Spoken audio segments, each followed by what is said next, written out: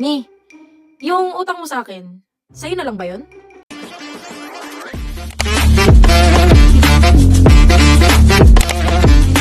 So, for our third episode ng ating financial series, pag-uusapan natin yung utang mo or yung utang mo sa kanya is sa'yo na lang ba yun? This episode, pag-uusapan natin yung utang etiquette and trust, yung good debt versus bad debt, as well as kung paano ka ba talaga makakaalis sa utang. Guys, let's be real. Kung may utang ka sa akin or sa iba, sa'yo na lang ba yun? The obvious answer is no. Hindi ko naman minamasama yung mga nanghihiram, lalo na kapag emergency at kailangan talaga nila. Ang mga pinapatamaan ko dito ay yung mga tao na talaga namang pag nanghiram is talagang goal nila, nakalimutan na lang yung tao na yun at maghanap ng another na tao na pwede nilang hiraman. Kumbaga parang ang mindset nila, para silang merong wallet. Pero ang wallet na yun ay mga tao. So, ito, hiram ako kay ganito, tapos kay ganito. So, kumbaga, alam mo yun, parang may paipon. We have etiquette rules pagdating sa utang. Number one is borrow only if you can pay back. Hindi porket sa magulang mo, sa kamag-anak, sa kaibigan, or kakilala mo, ikaw nang hiram, sa close mo, usually, ka nang hiram ng pera, is okay na kahit hindi mo mabalik sa tamang date na sinabi mo. Or kahit hindi mo na mabalik at magdedmahan ka na lang.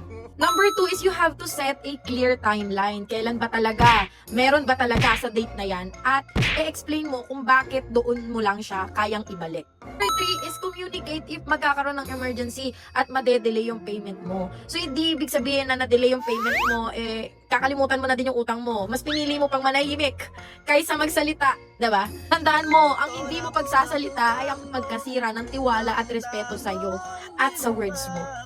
May mga kilala ba kayo na nang goes after mangutang? Huwag nyo nang i-comment down below, please lang. Two is good debt versus bad debt. So, hindi lahat ng utang ay masama. Good debt is yung mga nakakatulong na mag-build ng asset. Asset is yung magde-generate sa'yo ng income, dagdag pera, dagdag yaman. Examples nito is yung mga negosyo na inutang, yung mga pabahay, sasakyan, ganyan, nagagamitin mo para mag-generate ng income. Bad debt is yung mga utang para sa luho. Let's say sasakyan pero hindi mo naman gagamitin para pagkakitaan or hindi mo talaga totally kailangan. Para lang lifestyle lang, ganun. Yung mga travel na wala namang balik.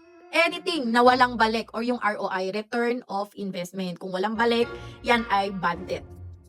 Last is, paano ba talaga makakaalis na sa utang na yan? Pagod na ako. Ayoko na ng utang, gusto ko ng lumaya. Meron tayong mga proven strategies that might work kapag ginawa nyo. Yung una is the snowball method. So, uunahin mong bayaran lahat ng mga maliliit lang muna para magkaroon ng momentum. Magkaroon ka ng trust sa sarili mo ulit na kaya mo pala na makaalis sa utang. Next is the avalanche method. So, dito, uunahin mong bayaran yung may pinakamalaking interest.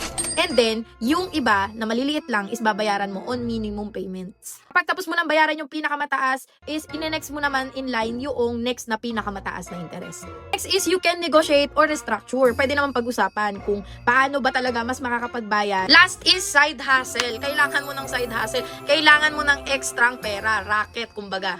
Possible, kaya ka nangungutang ay dahil short ka doon sa pumapasok sa'yo compared sa lumalabas. So, ibig sabihin, kailangan mo ng dagdag income para hindi ka na mangungutang. Yung think twice strategy. So, dito is every time na magdadagdag ka ng utangan mo na tao or magdadagdag ka ng utang, is isipin mo muna kung kaya mo pa bang hindi na lang mangutang kaysa magdagdag ka ulit. Dahil kapag nagdagdag ka, nagiging cycle siya, hindi ka na talaga makakawala doon.